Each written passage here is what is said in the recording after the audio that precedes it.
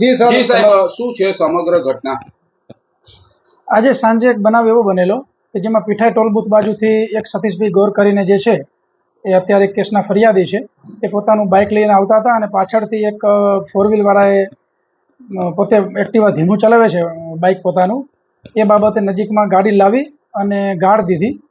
અને પછી આગળ જ્યારે એ બાઇક લઈને જતા હતા ત્યારે ખોખરવાડા પાટિયા જે ઓવરબ્રિજ છે ત્યાં ગાડીવાળાએ એક્ટિવા ઊભું રખાવી અને બીજા 5-7 જણા આવી અને જે બાઇકવાળા ફરિયાદી છે હાલના કેસના એની જોડે લાપટ ઝાપટ કરી અને એની ફરિયાદ અત્યારે કાર્યવાહી ચાલુ છે. અને એ સિવાય અમુક કઠલાલની અંદર આ જે ઘટના બની ત્યારબાદ અમુક સંજોગો વસાત બંને કોમના ટોળાઓ ભેગા થયેલા અને તાત્કાલિક કપડવંત ડીવાયએસપી, એલસીબી, એસઓજી અમે સૌ અધિકારીઓ અહીં પહોંચી અને બંને કોમના ટોળાઓને વિખેરેલા છે. એમાંથી હાઈવે ઉપર એક બાઇક જે છે હજી સુધી બાઇક ઓળખાયું નથી, પરંતુ ટોળામાંથી અમુક અસામાજિક તત્વોએ એ બાઇકને સળગાવી દીધેલું અને તાત્કાલિક પોલીસે જે ટોળા વિખેરેલા અને હાલમાં બિલકુલ શાંતિ છે. અને બાઇક જેનું સળગ્યું છે એ વ્યક્તિની તપાસ ચાલુ છે, કોણ છે એ, અને ભોગ બનનારની જે કંઈ ફરિયાદ હશે એ ફરિયાદ લેવામાં આવશે.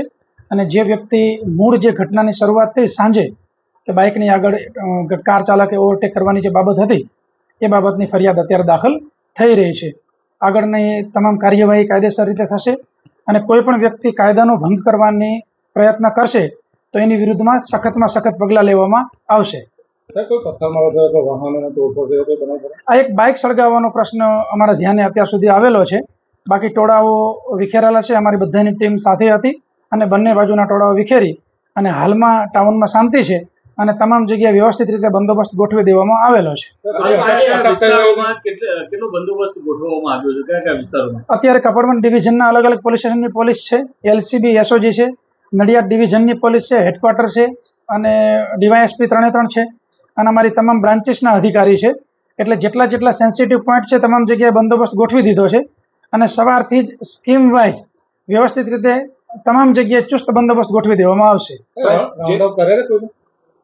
એ અમારી ટીમો અત્યારે એક્ટિવ છે કે ફરિયાદની અંદર જેના નામ છે અને જે સિવાય અમુકની માહિતી અમને મળેલી છે એ જે કોઈ અસામાજિક તત્વો છે એને રાઉન્ડ અપ કરી અને ધરપકડ કરી અને આગળની કાર્યવાહી થશે. સાહેબ, ટીયર ગેસ પણ છોડવામાં આવે છે એવી માહિતી છે, સાચી વાત છે? ના, અત્યારે એવા કોઈ બનાવ બનેલા નથી, કારણ કે જે ટોળા છે એને અમારી રીતે પ્રાઇમરી રીતે જ એને વિખેરી દીધેલા હતા અને હાલમાં બિલકુલ શાંતિ છે, કોઈ જગ્યાએ ટોળાઓ નથી અને તમામ પોલીસ અત્યારે ફિલ્ડમાં છે.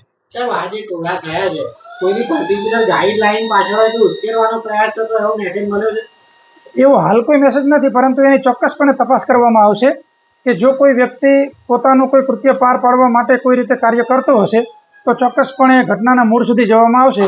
હાલ તો અમારી પ્રાયોરિટી એ છે કે લો એન્ડ ઓર્ડર મેન્ટેન રહે, એટલે તાત્કાલિક ટોળા વિખેરી અને કંટ્રોલ કરી દેવામાં આવ્યું છે અને હાલ કઠલાલ ટાઉનની પરિસ્થિતિ શાંત છે.